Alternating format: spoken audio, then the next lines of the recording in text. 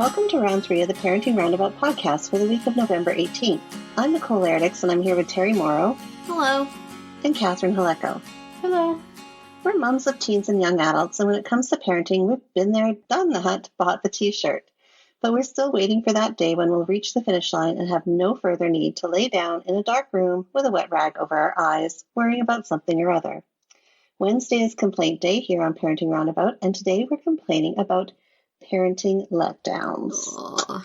So I guess the whole gist of the conversation is that what did you think was going to be really great about parenting? And it's kind of turned out to be a little meh. Catherine, you had an excellent response to that in our text conversation earlier. Tell us about it, will you? Well, I was promised, let's just say, enhanced cleavage with pregnancy and possibly breastfeeding. And yeah, none of that happened. Yeah. Anytime I was pregnant, anytime I was nursing, no. Aww. So I was disappointed. I even asked my doctor. Because that is clearly what everybody says. Yep. I've always felt said, bad as an adoptive what parent happened? That I didn't get that perk. Yeah, you know? well, perk. See, and I feel like I got too much of it. It was like, where did these come from? And they're not going away. I have never had cause to say that. No, well, it's not fun on either end of the spectrum, trust me. So this is one of those things they promise you about parenting that doesn't always come out so wonderfully, huh? Right, exactly. How disappointing. Well, Catherine, what about when you nursed? Did you get a slimmer figure right away? Because that's a whole parenting thing. That I actually did. Yes, wow. I was one of those obnoxious people that lost a ton of weight. Okay. I'm not going to take your complaint about cleavage then, seriously. I definitely don't think, people always say like, oh, if you nurse, blah, blah. Like, no, not necessarily. It's just, I got lucky with that. But yeah, I never had a problem. Yep, it just all, and I had a large baby. My first weighed almost 10 pounds, Wow. I was enormous, like you wouldn't. It was bad, but yeah, it all went away. But the flip side is the kid didn't sleep through the night until she was at least over a year old for sure. Oh my! So, and then you get people telling you, well, you should probably just give her a bottle. Like, I don't think that's probably not going to help. Yeah. Yeah. So is breastfeeding one of those magical experiences of bonding, like they say? Oh, heck no. No, I had to jump in there because I know that it gets a lot of good press. Yeah. But I'm advocating for the women who did not have a successful time breastfeeding. Excellent. I lasted 3 days. I was out. I was done. I could not handle it. I hated it. There was nothing great about it. There was so many tears, and they weren't coming from my son. Right. I liked it because it was because it was easy. Like, there's no transporting bottles around. There's no, none of that stuff. But of course, again, you're the only one who could do it. So there's no, like, you take this feeding, I'm sleeping through it. Nope, that's not an option. Yeah. I mean, there was that has a little bit of upside, but it was not the reason for not doing it. I mean, I gave it like 150% effort, and it was not working. Yeah. And that's so hard. I mean, because you're really made to feel like everyone can do it. You're just not trying or whatever. And I just don't think that's true. I think if it's hard, it's really hard. I mean, that was another thing where I was lucky, like it was easy, so I did it. Like if it would have been hard, I probably would have given up. So yeah. I'm jotting down these things on my list of advantages of adoption. So excellent. I came in late to all this stuff, so I missed it.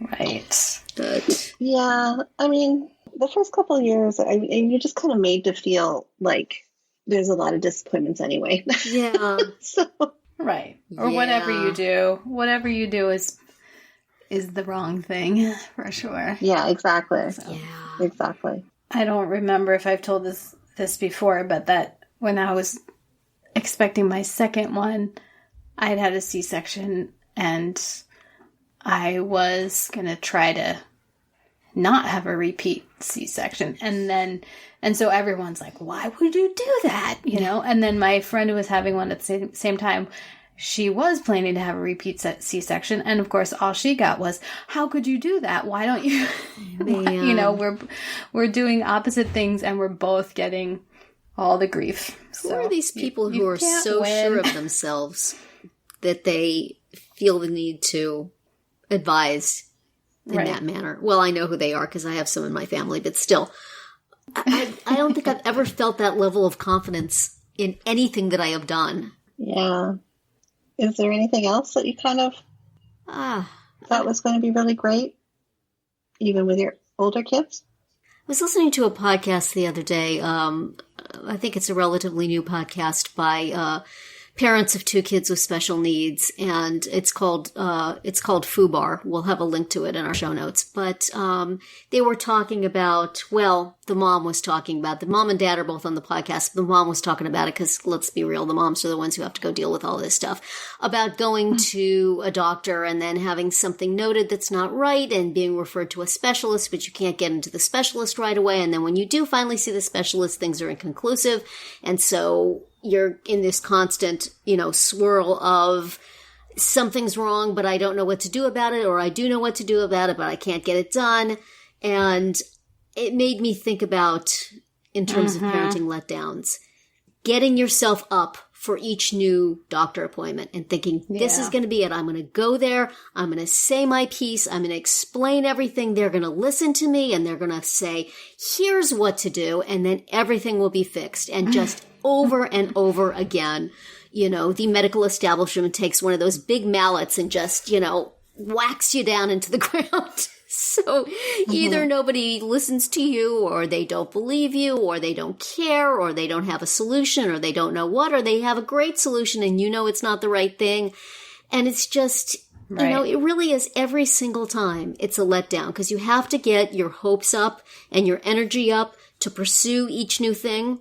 You do your research, you get all excited, you find the name of a person that will be good for this, and then just, nothing happens. You pursue this therapy that's going to be great, and maybe it's a little okay, but is it worth all the time and energy and money you put into it? Probably not. So being the parent of a kid with special needs, I don't feel like my kids ever let me down. They've always, tried their best and done everything they could and exceeded the expectations of very many learned professionals. But just the system lets you down, and the way things are done lets you down. And you want to feel like, I am crusading mom. I'm going to make things happen. And then, nope. So that was pretty much my life for about 20 years. Maybe still sometimes. Now it's, I'm going to find a job for my kids. Nah. But there's a lot of letdown involved in that. And you do go into it thinking, this is going to be great. This is going to be the thing. Yeah. This is going to be the key. Everybody's after this going to say, what a great mother you are that you figured this out for your kid or whatever. And nah, that's not what happens. But I'm still a little disappointed on some of those now that I think about it. There's still people who have earned my resentment, and I'm holding on to it very tightly. Yeah, there's big things, and then there's little things like, Yeah. No one fills your Christmas stocking up anymore because you're the stocking filler upper. Yes. Or that like is true. Birthdays, or I don't know. Yeah. Well, and there's just continual, even when you think you've passed a certain age where you think that you've gone through the big hoops and jumped over the big obstacles, there's just always something that comes at you because you think that you've taught them something or taught them how to do something or whatever. And then they just make these decisions and you're like, what? I'm so disappointed. I think some of it is related to like how you realize when you're an adult that being an adult is not all it's cracked up to be. You know, it's the same with being like, when I'm the boss, when I'm the mom, I'm going to do it my way. And then you get there and you're like, oh. Yeah. This isn't quite as fun as it looked like it was when I was 12. Right. And it's like, you know, you learn that your own milestones are always something of a letdown, but you expect somehow that your children's milestones are going to be different, you know, that each birthday is going to be magical, each birthday party is going to be perfect. And, you know, life just goes kind of how it's going to go. And it's just like, well, that was a thing that we did. Okay. Yeah. We've talked about vacations being letdowns, holidays being letdowns. There's a lot of things. Time for a dark room. Dark room never lets me down. But this podcast, as you know, will always be here for you every Monday through Friday. Absolutely. So that's it for today's round 3, though. Tune in tomorrow when we'll obsess about supporting kids when they're discouraged or perhaps disappointed. And then come back on Friday to see what we've come up with for our Roundup picks this week. Find all our episodes at parentingroundabout.com and talk back in the comments there on our Facebook page or on Twitter, where you'll find us at Roundabout Chat.